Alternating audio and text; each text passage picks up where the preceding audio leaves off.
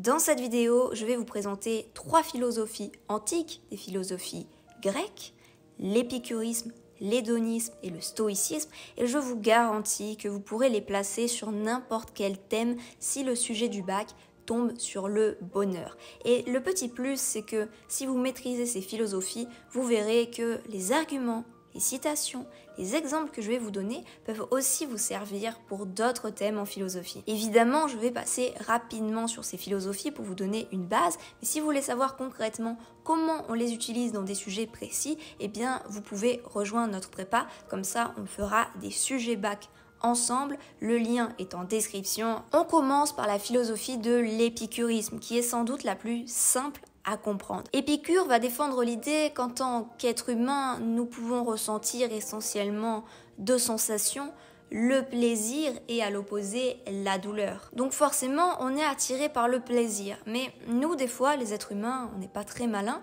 Et du coup, parfois, on va faire des choses qu'on pense qui vont nous apporter du plaisir, mais en fait, ça va nous apporter de la douleur. Notamment, nous avons un peu du mal à distinguer le court terme du long terme. Et beaucoup de plaisirs sur le court terme vont nous apporter de la douleur sur le long terme. L'exemple le plus flagrant, ce serait bien évidemment l'alcoolisme ou la drogue. Ou même plus simplement la cigarette.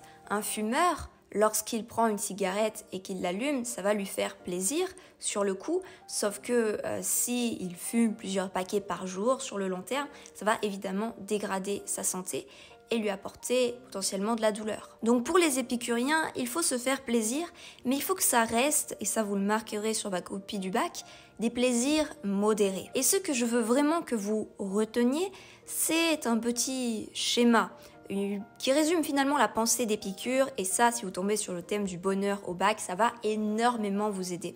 En fait, Épicure distingue les plaisirs naturels, non naturels, et d'un autre côté, les plaisirs nécessaires ou non nécessaires. Donc finalement, il va y avoir 3 types de désirs chez les épicuriens. Les plaisirs naturels et nécessaires, comme avoir un toit sur la tête par exemple. Tout le monde veut avoir une maison, et donc c'est finalement une envie, un désir qui est naturel puisque tous les êtres humains y aspirent, et c'est aussi un désir qui est nécessaire car vivre dehors apporte de l'insécurité. Ensuite, nous avons les plaisirs qui sont naturels mais non nécessaires. C'est-à-dire que c'est naturel d'avoir du désir pour telle ou telle chose, mais si on ne l'a pas, on ne va pas mourir. Si on reprend le cas de la maison, eh bien un désir naturel, ça va être de décorer sa maison pour s'y sentir bien, pour qu'elle corresponde finalement à notre identité, pour qu'on puisse inviter des personnes et réaliser notre sociabilité. Mais vous comprenez bien que ce n'est pas nécessaire, on ne va pas mourir, on ne va pas ne pas survivre si nous ne décorons pas notre maison. Donc ça reste encore des plaisirs, des désirs plutôt, qu'on peut considérer comme intéressants, qu'on peut assouvir. Par contre, il y a un 3e type de désir que les épicuriens condamnent, ce sont les désirs qui sont non naturels et non nécessaires. Si on reprend notre exemple, ça va être par exemple d'avoir une villa de 2000 m² dorée à leur fin avec 70 serviteurs dedans. Eh bien pour Épicure, cela n'est ni naturel, c'est un désir de dépraver, et ce n'est pas non plus nécessaire, nous n'en avons absolument pas besoin pour notre survie. Et ce type de désir, c'est ce que les Grecs, notamment les épicuriens, appellent l'hubris. Et ce mot, vous devez absolument le connaître pour le bac. L'hubris, ça va être d'avoir des désirs complètement démesurés. Donc, un exemple typique de l'hubris, ça va être le loup de Wall Street. Vous n'allez pas le mettre sur votre copie de philo, mais ça vous donne une idée, et comme ça, j'espère que vous retiendrez bien le thème d'hubris, de démesure. Mais si vous voulez un exemple bien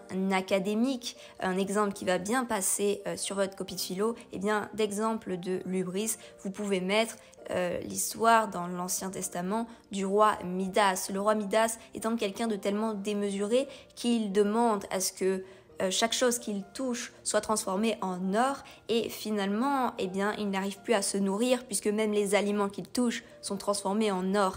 Et cette histoire, justement, eh bien, elle avertit sur les dangers de l'hubris. Et vous vous souvenez Quand je vous ai dit que pour les épicuriens, parfois on cherchait le plaisir et on allait arriver dans la douleur. Mais les stoïciens vont encore plus loin en disant que pour atteindre le plaisir, eh bien parfois il faut passer par la douleur. Là on pourrait se dire ils sont complètement sadomaso, qu'est-ce qu'ils racontent? Mais en réalité, vous allez très vite comprendre avec un simple exemple.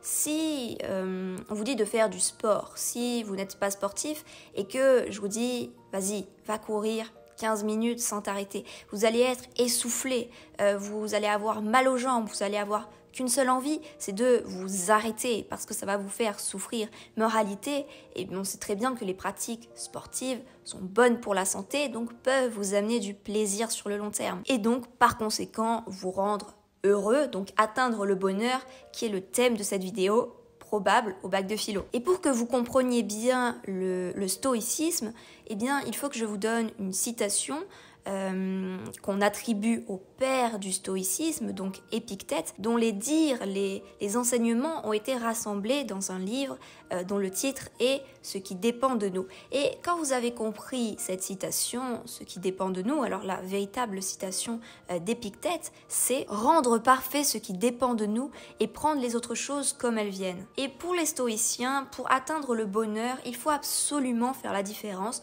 entre ce qui dépend de nous, c'est-à-dire bien de faire les choses bien, de donner le meilleur de soi, de ne pas faire de mal aux personnes et donc de ne pas se faire de mal à nous-mêmes, et ce qui ne dépend pas de nous, par exemple la météo, le fait qu'une personne nous agresse sans raison, eh bien ça ne dépend pas de nous. La mort d'une personne, ça ne dépend pas de nous, et donc pour les stoïciens, nous n'avons pas à nous morfondre, à crier et à pleurer pour les choses qui ne dépendent pas de nous. S'il pleut, nous n'avons pas à râler, ça ne dépend pas de nous. Et quand on se concentre sur ce qui dépend de nous, sur ce sur quoi nous avons du pouvoir, eh bien c'est la meilleure solution pour améliorer notre vie et donc atteindre le fameux bonheur. Je vous rappelle la célèbre citation d'Épictète que vous devez absolument connaître pour le bac: rendre parfait ce qui dépend de nous et prendre les autres choses comme elles viennent. Et enfin, je voulais vous parler d'une troisième philosophie antique, très différente du stoïcisme et de l'épicurisme, et que vous devez aussi maîtriser pour le bac de philo, surtout sur le thème du bonheur, c'est l'hédonisme. Les hédonistes vont affirmer que pour atteindre le bonheur, il faut assouvir absolument tous ses désirs, et que c'est en désirant de nouvelles choses toujours plus grandes, toujours plus folles, qu'on va atteindre le bonheur. Donc dites-nous en commentaire quelle philosophie finalement est la plus proche de votre vision des choses, de votre façon de voir la vie, quelle est finalement la philosophie que vous pratiquez au quotidien.